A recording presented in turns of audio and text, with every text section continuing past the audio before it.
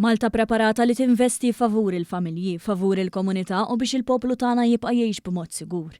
Din kienet it-tema wara sessjoni oħra ta' kabinett man-nies din id-darba fil-faċilitajiet tad-Dipartiment tal-Protezzjoni Ċivili f'Ħalfar, fejn il-Prim Ministru Roberta Bela flimkien mal-membri tal-Kabinett tal-Ministri u rappreżentanti tal-Forzi tal-Ordni u s-Sigurtà ta' pajjiżna iltaqgħu għal laqgħa iffukat fuq is-sigurtà nazzjonali. Waqt din il-laqgħa tħabbar li l-Korp tal-Pulizija investa fi flotta ta' 30 vettura ġodda għat-taqsima tar-Rapid Intervention Unit l-Arajju.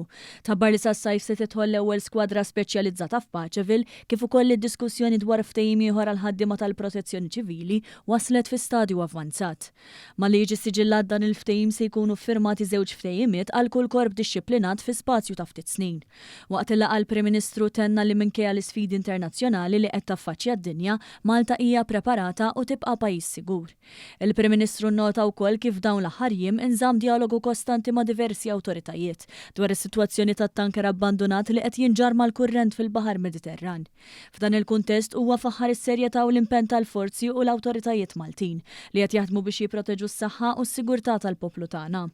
Dr. Bella fakkar li kien dan il-Gvern li jintroduċa l-ewwel ftehimiet kollettivi għal korpi ddixxiplinati wara li fl-2015 daħħal bidla leġislattiva li ta' dritt lil dawn il-ħaddiema jissieħbu f'union.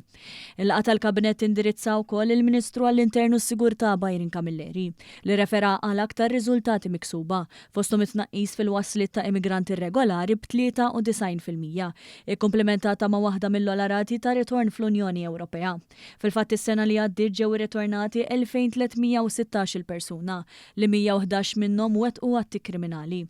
Huwa ħabbar ukoll li se jitqassam ktejjeb f'kull dar dwar il-prevenzjoni flimkien ma' Fire Blanket. Qabel din il-laqgħa l-Prim Ministru Roberta Bela u l-Ministru Byron Camilleri żaru l-istazzjon ta' attività nar tad-Dipartiment tal-Protezzjoni Ċivili fejn iltaqgħu mal-ħaddiema kif ukoll ingħataw dimostrazzjoni ta' tifi ta' firewall display anke permezz tal-fire engines ġodda.